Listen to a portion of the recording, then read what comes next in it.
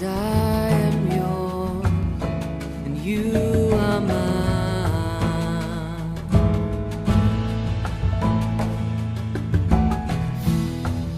'Cause I am yours, you are mine.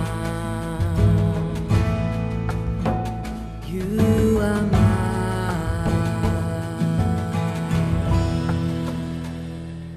దినవృత్తాంతముల మొదటి గ్రంథము 18వ అధ్యాయము మొదటి వచనం నుండి.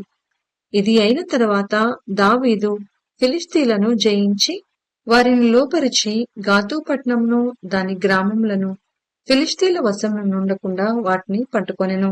అతడు మోయాబీలను జయించగా వారు దావీదునకు కప్పము కట్టు దాసులైరి. శోభారాజైన హదరెజెరు యూఫ్రటీస్ నది వరకు తన రాజ్యమును వ్యాపించుటకై బయలుదేరగా హమాతు నొద్ద దావీదు అతనిని ఓడించి తన యొద్ద నుండి 1000 రథములను 7,000 గుర్రపు రౌతులను 20,000 కాల్బములను పట్టుకొనెను.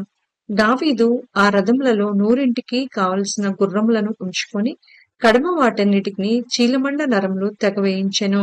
శోభారాజైన హదరెజరునకు సహాయము చేయవలనని దమస్కులోని సిరియన్లు రాగా దావీదు ఆ సిరియన్లలో 22,000 మందిని హతము చేసెను. తరువాత దావీదు సిరియా సంబంధమైన దమస్కులో కావలి సైన్యమును ఉంచెను. సిరియన్లు దావీదునకు కప్పము కట్టు సేవకులైరి. ఈ ప్రకారము దావీదు పోయిన చోటనెల్లా యెహోవా అతనికి సహాయము చేయుచు వచ్చెను. మరియు హదరెజెరు సేవకులు పట్టుకొనియున్న బంగారు డాళ్లను దావీదు తీసుకుని యెరూషలేమునకు చేర్చెను. హదరెజెరు యొక్క పట్టణములైన తిమ్హతులో నుండి కూనులో నుండి దావీదు బహు విస్తారమైన ఇత్తడిని తీసుకుని వచ్చెను. దానితో సొలొమోను ఇత్తడి సముద్రమును స్తంభములను ఇత్తడి వస్తువులను చేయించెను.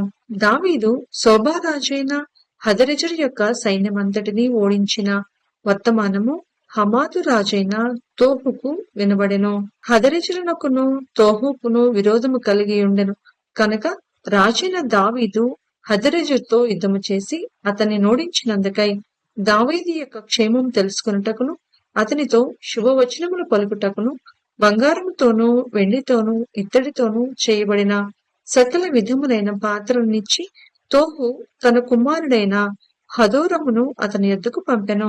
ఈ వస్తువులను కూడా రాజైన దావీదు తాను ఎదోమీయుల యొద్ద నుండి మోయాబీయుల యొద్ద నుండి అమ్మోనీయుల యొద్ద నుండి ఫిలిష్తీయుల యొద్ద నుండి అమాలేకుల యొద్ద నుండి తీసుకొనిన వెండి బంగారములతో పాటుగా యెహోవాకు ప్రతిష్ఠించెను. మరియు సెరూయా కుమారుడైన అబీషై ఉప్పు లోయలో ఎదోమీయులలో 18,000 మందిని హతము చేసెను. దావీదు ఎదోములో కావలి సైన్యమును ఉంచెను. ఎదోమీయులందరూ అతనికి సేవకులైరి. దావీదు పోయిన చోటనెల్లా యెహోవా అతన్ని రక్షించెను. ఈ ప్రకారము దావీదు ఇజ్రాయేలందరి మీదను రాజయ్యుండి తన జనులందరికీ నీతి న్యాయములను జరిగించెను. సెరూయా కుమారుడైన యోవాబు సైన్యాధిపతి అయి ఉండెను. అహీలూదు కుమారుడైన యెహోషాపాతు రాజ్యపు దస్తావేజుల మీద నుండెను. అహీటాబు కుమారుడైన సాదోకును అబ్యాతారు కుమారుడైన అబీమెలెకును యాజకులు సఫా శాస్త్రి యెహోయాదా కుమారుడైన బెనాయా కెరేతీయులకును పెలేతీయులకును అధిపతి అయి ఉండెను. మరియు దావీదు యొక్క కుమారులు రాజునకు సహాయులై ఉండిరి. దినవృత్తాంతములు మొదటి గ్రంథము 19వ అధ్యాయము మొదటి వచనం నుండి. ఇది అయిన తరువాత అమ్మోనీల రాజైన నాహాషు చనిపోగా అతని కుమారుడు అతనికి మారుగా రాజాయెను. అప్పుడు దావీదు హానాను తండ్రి అయిన నాహాషు నా ఎడల దయ చూపించెను కనుక నేను అతని కుమారుని ఎడల దయచూపిదునని అనుకొని అతని తండ్రి నిమిత్తము అతన్ని పరామర్శించుటకు దూతలను పంపెను. దావీదు సేవకులు హానానును పరామర్శించుటకై అమ్మోనీల దేశమునకు వచ్చినప్పుడు అమ్మోనీల అధిపతులు హానానుతో నిన్ను పరామర్శించుటకై నీ యొద్దకు దావీదు దూతలను పంపుట నీ తండ్రిని ఘనపరచుటకే అని నీవనుకొనుచున్నావా? దేశమును తరచి చూచి దాని నాశనము చేయుటకే కదా అతని సేవకులు నీ యొద్దకు వచ్చి ఉన్నారు అని మనవి చేయగా హానూను దావీదు సేవకులను పట్టుకొని వారిని గొరిగించి వారి వస్త్రములు పిరుదులు దిగకుండునట్లు నడిమికి కత్తిరించి వారిని పంపివేసెను. ఆ మనుషులు ఇంటికి వచ్చుచుండగా కొందరు వచ్చి వారిని గూర్చిన వార్త దావీదునకు తెలియచేసిరి. వారు బహులజ్జాక్రాంతులై ఉండిరి కనుక వారికి ఎదురుగా మనుషులను పంపి, మీ గడ్డములు పెరుగు వరకు మీరు యెరికోలో ఉండి తరువాత రండని రాజు వారికి వర్తమానమంపెను. అమ్మోనీయులు దావీదునకు తమ యందు అసహ్యము పుట్టించితిమని తెలుసుకొనినప్పుడు హానూనును అమ్మోనీయులను అరమ్నా హరాయిము నుండియు సిరియా మైకా నుండియు సోబా నుండియు రథములను గుర్రపు రౌతులను 2000 మణుగుల వెండి ఇచ్చి బాడిగకు కుదుర్చుకొనిరి.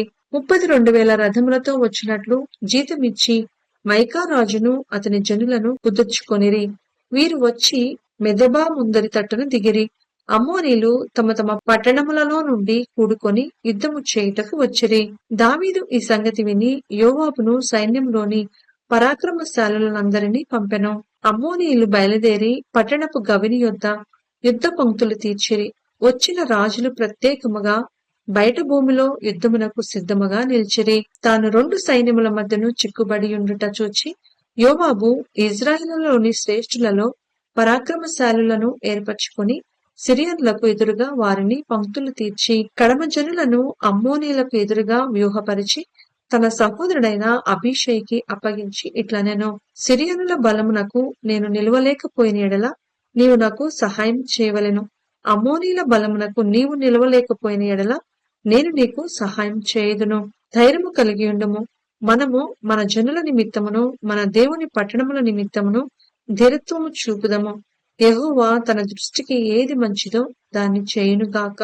ఆ ప్రకారము యోవాబును అతనితో కూడానున్న జనమును సిరియన్లతో యుద్ధము కలుపుటకై చేరపోగా వారు నిలువలేక అతని ఎదుట నుండి తిరిగి పారిపోయిరి. సిరియన్లు తిరిగి పారిపోవుట అమ్మోనీయులు చూచినప్పుడు వారును అతని సహోదరుడైన అబీషై ముందర నిలువలేక తిరిగి పారిపోయి పట్టణములో చొచ్చిరి.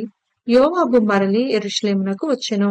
తాము ఇజ్రాయేలు చేతిలో ఓడిపోతుమని సిరియన్లు తెలుసుకొనినప్పుడు వారు దూతలను పంపి ఏటి ఆవలి సిరియన్లను పిలిపించుకొనిరి. హదరెజరు యొక్క సైన్యాధిపతి అయిన షోపకు వారికి నాయకుడాయెను.